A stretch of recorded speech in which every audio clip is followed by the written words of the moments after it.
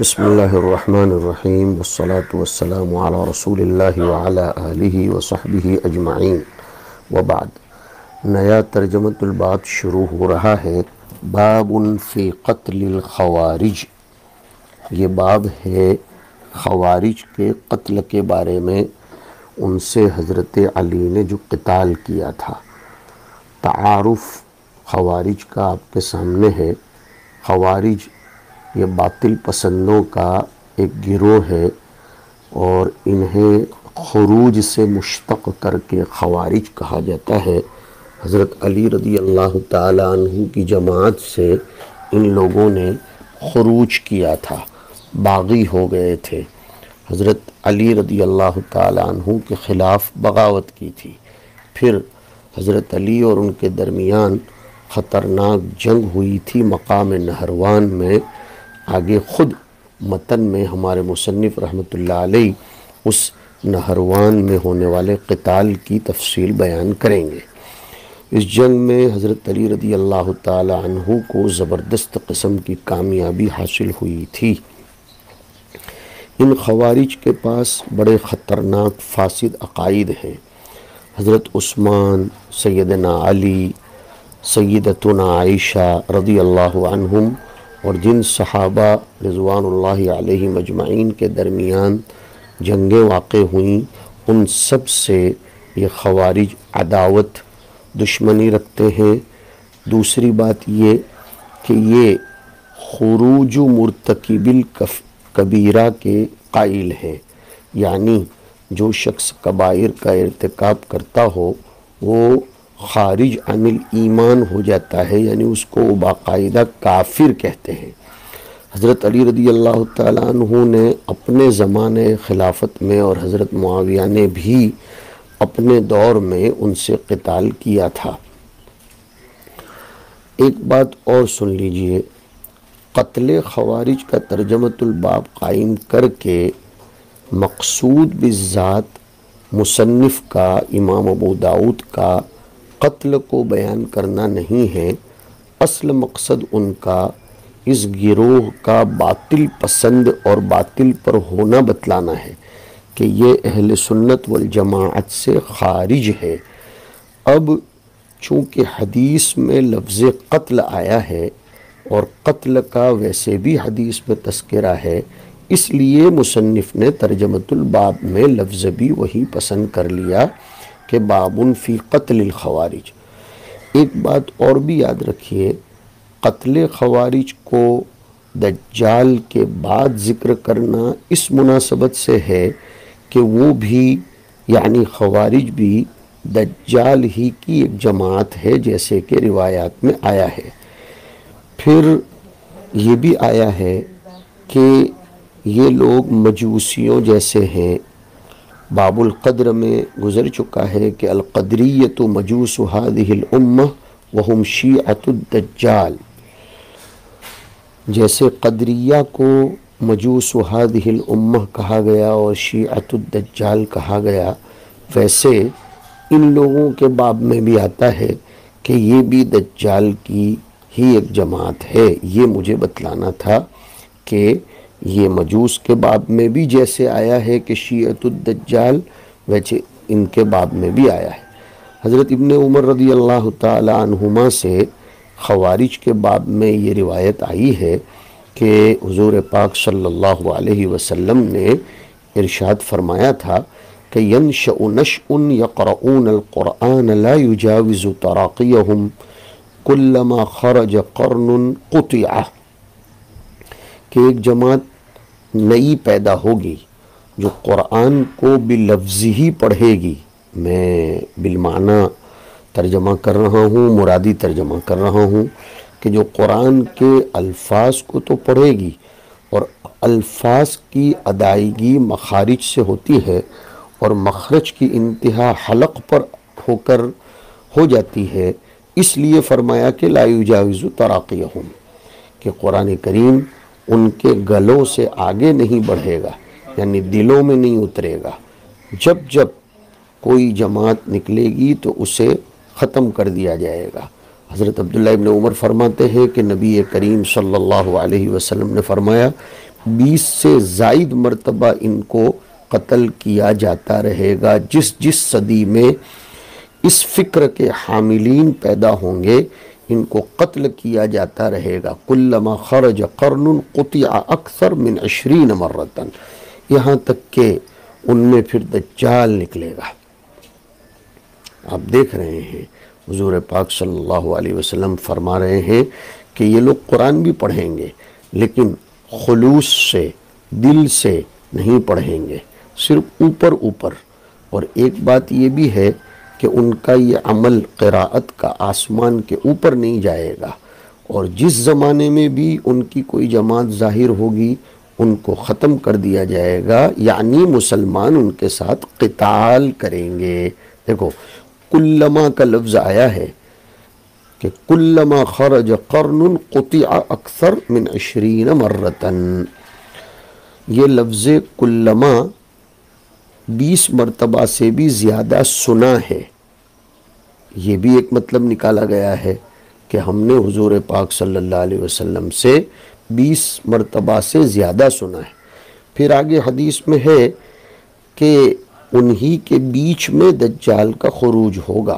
پتہ چلا کہ اہل حق ان خوارج کو ہلاک کرتے رہیں گے لیکن ان کی جڑ ختم نہیں ہوگی، اسی لیے تو فرمایا کہ خروج دجال کا وقت آ جائے گا، مطلب یہ لوگ پنپتے رہیں گے۔ اور اس سے ثابت ہوتا ہے کہ ان کے بیچ میں دجال ہوگا، یعنی یہ لوگ دجال کے ساتھ ہوں گے۔ اس لیے مصنف رحمۃ اللہ علیہ دجال کے باب کے ساتھ اس کو لا رہے ہیں کہ یہ لوگ دجال کا ساتھ دیں گے۔ یہ مناسبت ہوتی ہے ہمارے مصنفین کی رحمہم اللہ تعالی رحمتاً واسعہ۔ پہلی روایت ہے باب فی قتل الخوارج کی، احمد بن یونس کے حوالے سے، عن ابی ذر رضی اللہ عنہ، لیکن سند میں آپ کو ایک راوی نظر آ رہے ہیں۔ ہمارے مصنف کے شیخ کے 2 شیخ ہیں، مصنف کے شیخ ہیں احمد بن یونس اور ان کے شیخ زہیر اور ابو بکر ابن عیاش، اور پھر تیسرے شیخ ہیں مندل، یعنی ہمارے مصنف کے شیخ احمد ابن یونس کے 3 مشائخ ہیں اس روایت میں، زہیر، ابو بکر ابن عیاش اور مندل۔ مندل بعض لوگوں نے لکھا ہے کہ اصل میں ہونا چاہیے تھا العنزی، مندل ابن علی العنزی ابو عبداللہ الکوفی۔ یہ پہلی دفعہ ہمارے سامنے آ رہے ہیں یہ راوی، مندل ابن علی۔ ان کا نام بعضوں نے عمرو بھی لکھا ہے اور کہا ہے کہ مندل ان کا لقب ہے۔ امام احمد ان کو ضعیف الحدیث کہتے تھے۔ یحییٰ ابن معین نے تھوڑے سے ان کے باب میں کلمات تعدیل میں سے کافی نیچے کا جملہ استعمال کیا ہے کہ لیس بہ بأس یکتب حدیثہ، کوئی حرج نہیں ان کی حدیثیں لکھی جا سکتی ہیں، لیکن یہ بھی لکھا ہے کسی جگہ کہ لیس بشیء۔ اور معاذ ابن معاذ العنبری کے حوالے سے حضرت سہارنپوری نور اللہ مرقدہ نے لکھا ہے کہ معاذ ابن معاذ العنبری فرماتے تھے کہ دخلت الکوفۃ فلم ارى احدا اروع اورع من مندل، ان سے زیادہ صاحب ورع، اورع صاحب ورع اور تقوی میں نے کسی کو نہیں دیکھا۔ یعقوب ابن شیبہ کے حوالے سے آتا ہے کہ یحییٰ ابن معین، علی ابن مدینی وغیرہ حدیث کے باب میں ان کو ضعیف کہتے ہیں۔ بچوں پہلی دفعہ ایک بحث تھوڑی سی چھیڑ رہا ہوں، عبادت کے باب میں کسی کا صاحب تقوی و ورع ہونا ضروری نہیں ہے کہ وہ میدان حدیث میں بھی قابل قبول ہو، اس لیے کہ میدان حدیث میں حفظ، ضبط، اتقان، ثقاہت، یادداشت، یہ ہے معاییر۔ صرف صاحب عبادت ہونا یہ معیار نہیں ہے۔ بے شک اگر کوئی آدمی بہت بڑا عابد اور زاہد ہے اس کی بزرگی سے انکار نہیں ہے، لیکن میدان حدیث میں، روایت حدیث میں تثبت کا ہونا، حفظ اور عدالت کا ہونا، ضبط و اتقان کا ہونا اور ثقاہت و عدالت کا ہونا یہ بہت زیادہ ضروری ہے۔ تو یہ ہمارے مندل ابن علی کا حال بھی یحییٰ ابن معین علی ابن مدینی کے یہاں یہ تھا کہ وہ خیراً فاضلاً صدوقاً، لیکن حدیث کے باب میں ضعیف الحدیث، اور امام نسائی نے بھی ان کو ضعیف کہا ہے۔ امام طحاوی صاف فرماتے تھے لیس من اہل الثبت فی الروایت بشیء ولا یحتج بہ، لہذا یہ ایک فائدہ جدید آپ کے سامنے آ جایا۔ مزید تفاصیل آپ حضرات فن اسماء الرجال میں انشاءاللہ تعالی سنیں گے۔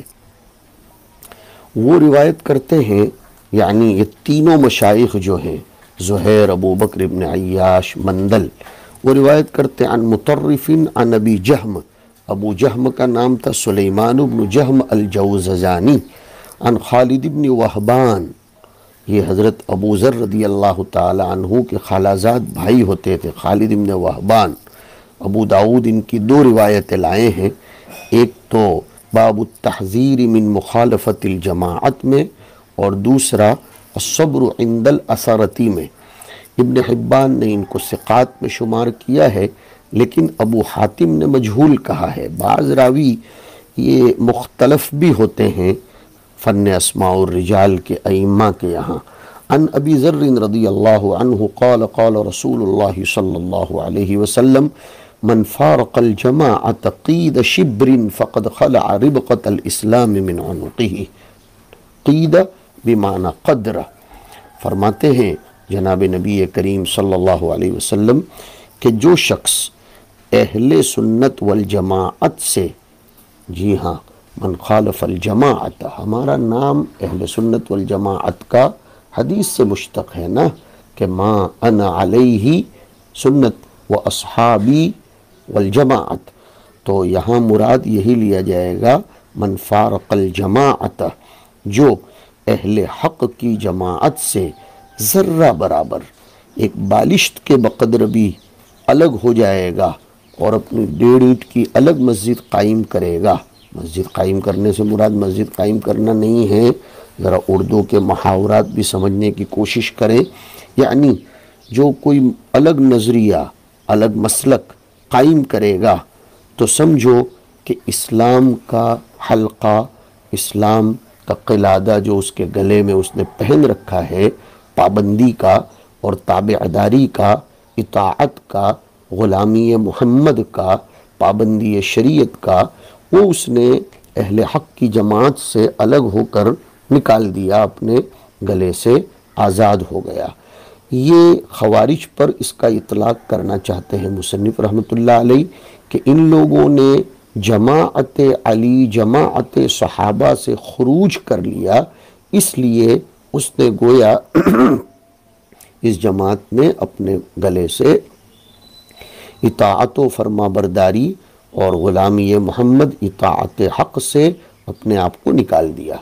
اس کے بعد کی دوسری روایت ہے عبداللہ ابن محمد النفیلی کے حوالے سے، حضرت ابو ذر ہی کی ہے، قال رسول اللہ صلی اللہ تعالی علیہ وآلہ وسلم، حضور اکرم صلی اللہ علیہ وسلم فرماتے ہیں کیف انتم وائمتا من بعدی یستأثرون، کیف انتم وائمتا من بعدی یستأثرون بهذا الفیء، یستأثرون ان یخصون، قلت اما والذی بعثک بالحق اضع سیفی على عاتقی ثم اضرب به حتى القاک، او قال حتى الحقک، قال اولا ادلک على خیر من ذلك تصبر حتی تلقانی۔ حضور اکرم صلی اللہ علیہ وسلم فرماتے ہیں، ایک پیشین گوئی فرما رہے ہیں، یہ معجزات اور اعلام نبوت میں سے کہ تم لوگ کیا کرو گے، تمہارا حال کیا ہوگا اس وقت جب میرے بعد ایسے ذمہ دار آئیں گے جو مال فی میں اپنے آپ کو ترجیح دیں گے، اپنے آپ کو خاص کر لیں گے، لوگوں کو سائٹ پر کریں گے، یا ناحق ایک کو دوسرے پر ترجیح دیں گے۔ ان کے پاس کوئی معیار نہیں ہوگا، ممیزات نہیں ہوں گے، مرجحات کے بغیر ایک دوسرے کو ترجیح دیں گے۔ وہ زمانہ آ چکا ہے، ہم اپنی آنکھوں سے دیکھ رہے ہیں کہ یہ جتنے بھی بڑے گورنر قسم کے ارباب حکومت ہیں وہ اپنے آپ ہی کے لیے مال بٹورتے ہیں، اسی طرح ناحق بغیر کسی فضل و کمال کے ایک کو دوسرے پر ترجیح دیتے ہیں۔ صحابی رضی اللہ تعالیٰ عنہ سیدنا ابو ذر نے ہم سب کے فائدے کے لیے حضور اکرم صلی اللہ علیہ وسلم سے یہ بات سنی، حضور نے یہ بات ارشاد فرمائی۔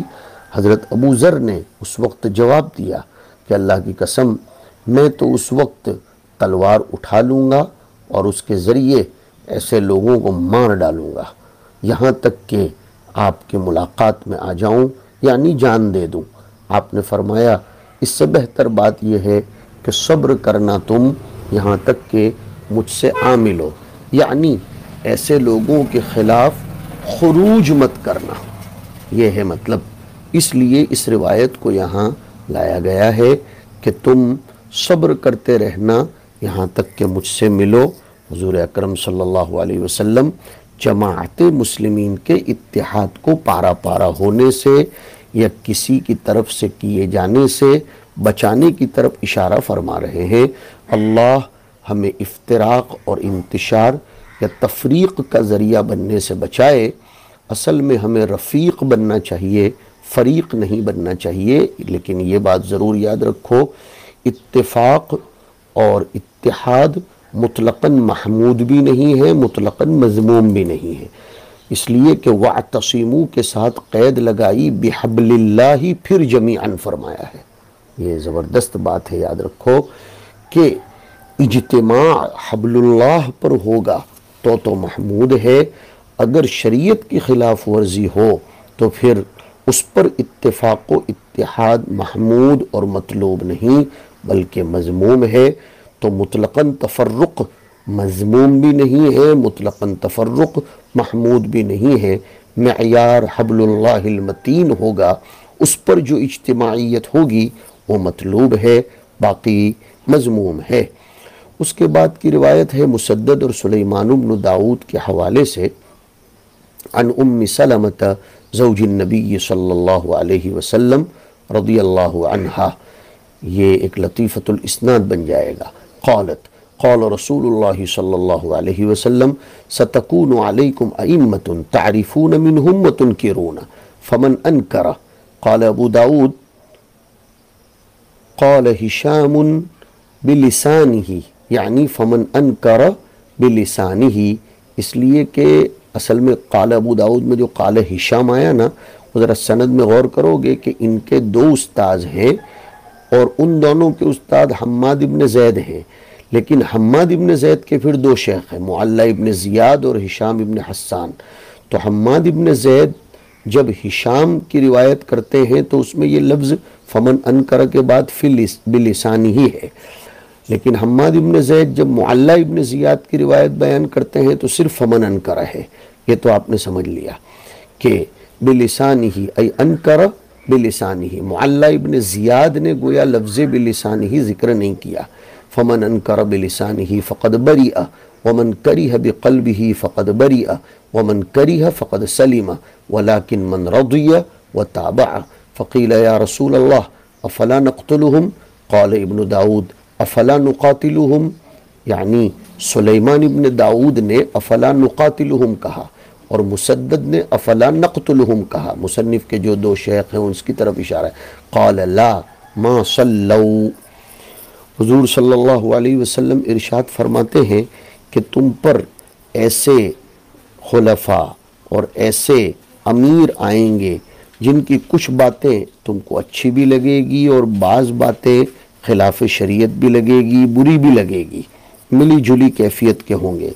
تو جو شخص ان کی غلط بات پر زبان سے ہی صحیح نکیر کر دے گا، نہیں عن المنکر کر دے گا، تو اس نے اپنا حق ادا کر دیا، وہ ذمہ داری سبکدوش ہو گیا، اتنا اس کے لیے کافی ہے۔ اور جس نے صرف دل سے برا سمجھا، زبان سے نکیر نہیں کی، حالات ہی اگر ایسے ہیں کہ زبان سے انکار نہیں کر سکتا، دل سے ہی برا مان لیتا ہے، تو وہ بھی بری ہے گناہ سے۔ اور آگے بھی یہی ہے کہ جس نے برا سمجھا وہ سالم رہا، محفوظ رہا گناہ سے۔ لیکن خوب غور کیجئے، جو ان ذمہ داروں، ان امراء، ان ارباب سیاست و حکومت اور ان گورنروں کی ناجائز حرکات پر راضی رہے گا اور ان کی موافقت کرے گا، یعنی برا نہیں سمجھے گا، چاہے ان کے ساتھ عمل میں شریک نہ ہو لیکن دل سے بھی برا نہ سمجھے، راضی رہے یا ان کی حوصلہ افزائی کرے، ان کی بالقول تائید کرے، ان کو پروتساہت کرے، تو اس کی جزا محذوف ہے کہ وہ ہلاک ہوا۔ ولیکن من رضی و تابع، اس کی جزا کو حضور صلی اللہ علیہ وسلم نے تقبیحاً حذف کر دیا ہے، اس لیے کہ آپ حضرات نے بلاغت میں ذکر و حذف کے باب میں پڑھا ہے کہ جیسے فَهِجْرَتُهُ إِلَى مَا هَاجَرَ إِلَيْهِ، حالانکہ بولنا چاہیے تھا فَهِجْرَتُهُ إِلَى الدُّنْيَا أَوْ امْرَأَةٍ، تو ایسے ہی یہاں پر بھی ہے، تو ہونا چاہیے تھا وَلَكِنْ مَنْ رَضِيَ وَتَابَعَ فَقَدْ هَلَكَ وَأَهْلَكَ الدِّينَ۔ تو کسی نے آپ سے دریافت فرمایا اللہ کے رسول اس سے تو بہتر ہے ہم ان کو قتل ہی کر دیں، آپ نے فرمایا نہیں، جب تک وہ نماز پڑھتے رہیں، ما صلو، جب تک وہ مسلمانوں کے قبلے کی طرف نماز پڑھیں تب تک تمہیں ان سے قتال نہیں کرنا چاہیے۔ اہل قبلے کا اطلاق ان لوگوں پر ہوتا ہے جو دین کے شعائر میں سے، ضروریات دین میں سے کسی کا انکار نہ کرتے ہوں۔ تو اب یہاں پر ایک اعتراض ہوتا ہے کہ جب اہل قبلہ سے قتال نہیں کر سکتے تو خوارج کے ساتھ قتال کیسے کیا گیا؟ منکرین زکوٰۃ کے ساتھ قتال کیسے کیا گیا؟ وہ لوگ بھی تو قبلے کی طرف رخ کر کے نماز پڑھتے تھے۔